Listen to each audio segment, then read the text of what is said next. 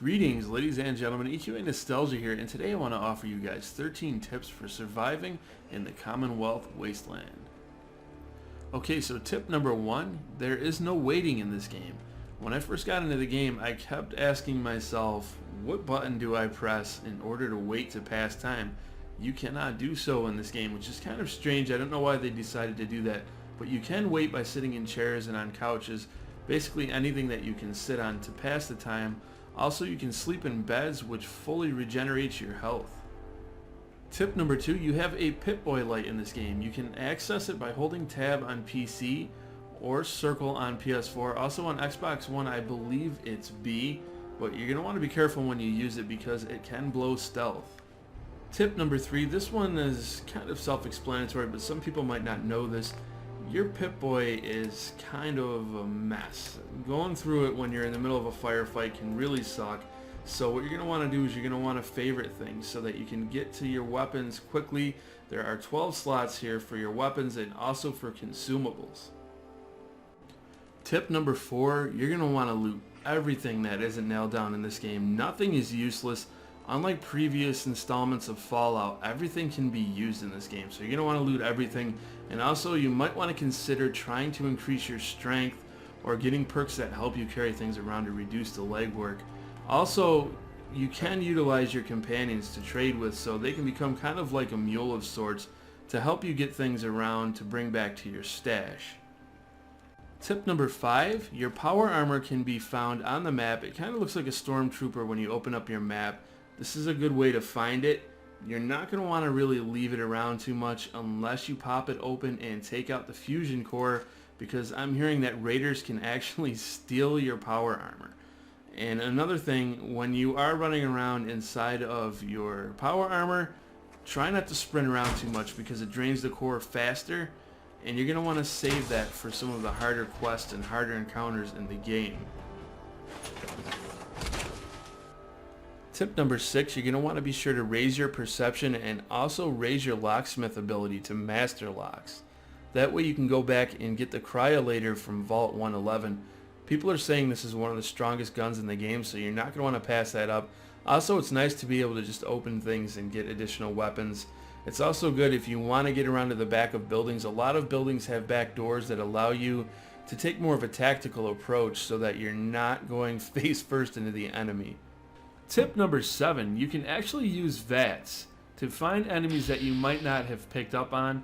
Some of them might be hidden behind something and you can only see like maybe a piece of their leg. As you can see, I was able to pick up on that feral ghoul that was off in the distance. And as you can tell right here, I'm able to pick up on this ghoul as well on the ground.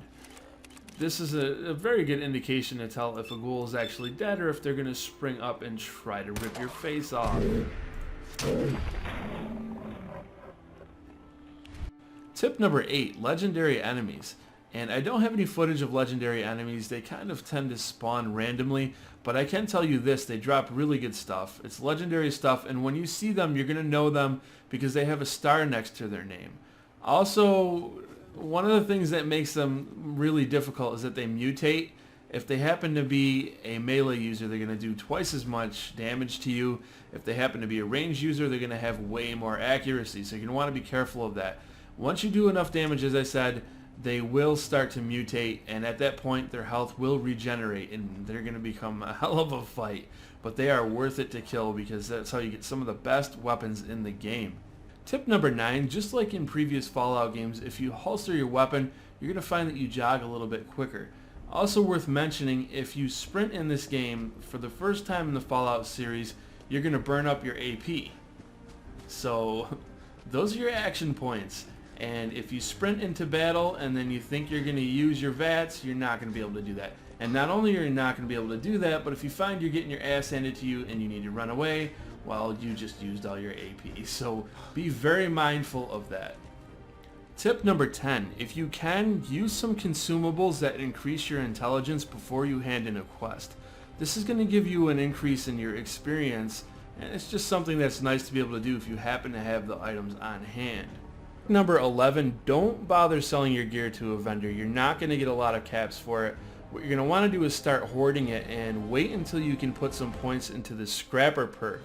The first rank of the Scrapper perk is going to allow you to get screws, aluminum, and copper when scrapping weapons and armor. And the second rank is going to get you circuitry, nuclear material, fiber optics when scrapping weapons and armor. So save up those weapons, guys. Don't sell them for caps. Tip number 12, the gun nut perk is something you're definitely going to want to consider getting. Being able to mod your weapons, especially a little bit early on before you start to get anything really legendary, is going to help carry you through the game quite a bit. This is something that I am definitely going to be picking up in my build. I've picked this up in every Fallout that I've ever played. Highly recommend you guys get that. Tip number 13, the last but certainly not least, your companions cannot die in this game. In other words, don't bother wasting your stim packs on them to get them up. They're going to get up on their own. It only takes a few seconds for them to recover. So unless you're in a really big pinch and you need the extra firepower, don't waste your stim packs, guys. Just wait for them to get up. So that's it for this video, guys. If you have tips of your own, please feel free to share them in the comment section. If you found this helpful, please rate it thumbs up and also share it so that others can see it. If this is your first time to my channel, I ask that you please subscribe. I do cover Fallout 4 content here regularly. I thank you all for watching, and I look forward to seeing you all in my next video.